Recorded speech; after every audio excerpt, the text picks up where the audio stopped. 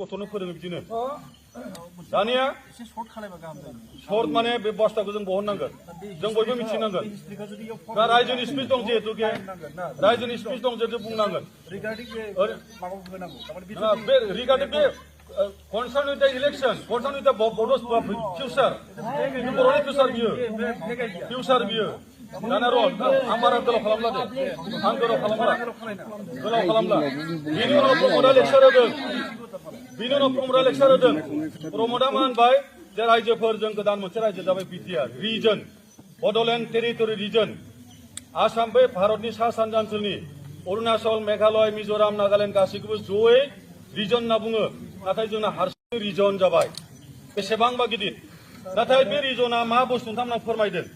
बे रिजना भारत संबिजितनि रायजोनि स्पिचखौ थारमाना होनो गोसोआ मानो फैनाय जों 9:30सिम मिटिं खालामदों जों 9:30सिम मिटिं खालामदों जोंबो बेनो नोंथांमोननि बाथ्राया रायजोखौ आन्दोआव दोननो नाङा रायजोखौ आन्दोआव दोननो नाङा मोजांसो मोनदों दे रायजोखौ आन्दोआव दोननो नाङा जाहा भबिष्यतनि बाथ्रा दं जों थांना थानांगोन बे मुलुगाव जाति हिसाबै बेनिफ्राय दानिया भारत संबिजितनि 6 शिड्युलाव मा लिरनाय दं autonomous district council and autonomous रिजननि डिफारेन्स लिरनाय दं पेरा 1-2 आव फराय नोंथांमोना फराय प्लिज फराय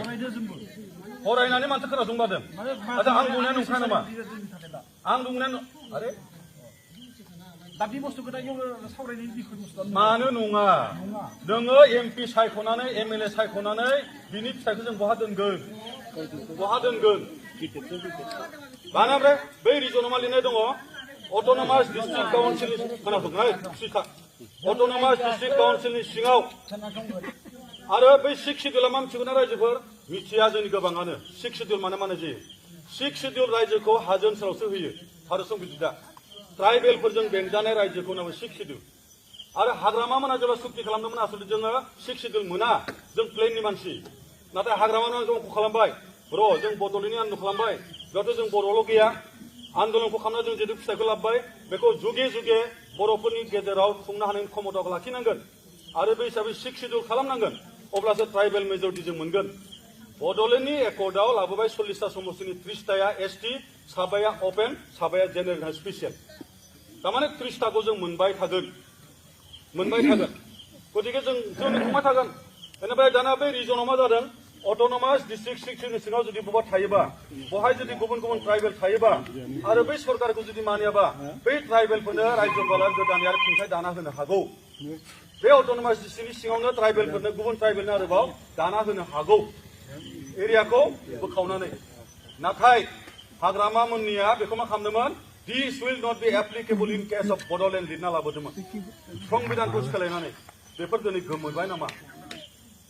बे बिटिसि एकर्ड जानो बिटिआर बे इनभेलिड जाबाय नामा जाबायबाथ' बे गैलाबा बड'लेण्डनि सिङाव आरोबाव गुबुन ट्राइबेलफोरनि खुंथाय जाबावनो हासिगौ according to constitution according to law होमबाथ' जा बिपद जागोन बेनिफ्राय प्रमदआ मा होनबावबाय बे सुक्तिनि गेजेरजों रायजोफोर रन्जन दैमारि आरो गासैबो एनडिपिआ उदां जाबाय दा बहा दं रन्जन दैमारिया दाबो जेलाव दं माखासे मानसिया दाबो फासिनि अर्डार जाना दं नाथाय दाखालि बावै आलफाया जेब्लानाखि सुक्ति खालामबाय बिसोरबो बै गगमारे धेमाजियाव उन्दै गथ'फोरखौ बमाजों बिरहोजोबदोंमोन आरो बै गथ'फोरा दिनै आलांगा अख्राङाव गिदिंगासिनो दं जों दाबो खोमसि जोबथेसालियाव दङ माखासे फासिनि अर्डार जाना दं माखासे एनडिपिआ बिभिन्न जायगायाव हमजानाय केस दं अरुणाचल मेघालय मिज'राम नागालेण्डफोराव खामला मावनानै बिबायनानै बे कर्टआव बिसोर एटेन्ड जाहैयो बेखौ सोरखौबो लाखिदों ओमफ्राय बेखौ बुंबा मा होनो नङा रन्जन दैमारिया आगोलनि कनभिक्टेड खामोन सुक्तिनि आगोल कनभिक्टेडखा अब्ला जोंनि कुवेसनानो बे पृथिबियाव बिभिन्न जायगायाव आन्दोलन जायो बिभिन्न जायगायाव आन्दोलन जादों सुक्ति खालामदों सुक्तिनि उनाव जेलाव थानाय जेरावबो जारिमिन गैया एक्सेप्ट दा बड' जेरावबो जारिमिन गैया मानो बिदि जाखो बेयावनो बिराद गिदिर बाथ्रा हाबना दङ गतिके बेफोर भुल जादों जोंनि आलफाया उदाङाव थानायाबो जों मानो हादिया फासिनि अर्डार जाना दं माखासेया बिनि दिहुननायनि थाखाय जों जोंनि सरकार बुंबाय थायो नाजागासिनो दं दाखालि बावै दिपेना होनबाय इलेक्सन जोब्बानो जों एनडिपिखौ बहनसिगोन इलेक्सनजों मा सोमोन्दो दं आरो मानो दिहुना नोंसोरलाय तारमाने इलेक्शनाव नोंथांमोना जोंनो भट हो बे रोखोम दा बेफोरबायदि जोंनि समाजखौ गाज्रि दैदेननाङा जोङो गोरोबलायनानै मावनांगौ होनबाय दंना बाथ्राफोरखौ खोनासंलांनांगौ सहायलायनांगौ बबे ट्रिक बेखौ जों बिजिरनांगौ बे जाबाय प्रमदनि बाथ्रा बै समाव थगायनाय जादों जायाखै बेनिफ्राय होनबाय जों गोजोन फैबाय शान्ति जाबाय शान्ति माने माखौ बुङो डिक्सनारियाव बदलायनांसिगोन नामा शान्ति माने रायजो जानानै बिदि फिसा लानानै बिहामजो फिसौला फिसौजो बिजामादै मोननानै रावनोबो होनो गोनां गैया रावनिफ्रायबो लानो गोनां गैया जेबो गैया देहाफोरा मोजां गोजोनै थानाय बेखौ शान्ति होनना बुङो दिनै जोंनि शान्तिया बहा दं शान्तिनि फिरफिलाखौ लाना फैग्रा दिनै जेल सिङाव दं आरो बेखौ होनदों मा आगोलावनो बे दायनिगिरि जाखान बे एरेस्ट खामोन एरेस्ट जानाय मानसिखौ लाबोनानै सहि खालामहोदों भारतआ एसेबां दुर्बल नामा सासे सिखाव सासे हत्यागारजों सुक्ति खालामो आसलथे सुक्ति खालि बे उदां जादों आरो बिथाङा जुदि आगोलाव दायनिगिरिबा आन्दोलनखौ लाना दाय जादोंमोन आरो सुक्ति खालामबा आन्दोलनखौ लाना सुक्ति खालामदों दिस इज लजिक दा बेनिखायनो जोङो एसे दुखु मोनदों मानो जानला मानला खालामो 7.3 मा लिरनाय दं मिथिगौ जोंनि बड'लेण्डनि सिङाव थानाय खाजहा भिजिआर वाटार बडिज दैब्र' जायगा बिलो बेफोराव सोरबा जुदि मानसि हाबोबा बेखौ आसाम सरकारा होबथागोन किन्तु 6 शिड्युलाव मा बुंनाय दङ 6 शिड्युलनि बेंखननि सिङाव थानाय जिमान हा दं रिजार्भ दं बेफोरनि कमप्लिट खावलायनायनि दायित्वआ 6 शिड्युल सरकारनि आसामा मानो लांफिननो मोनखो दायो जोंनि गेजेराव गोबां माने सरकारि हा दं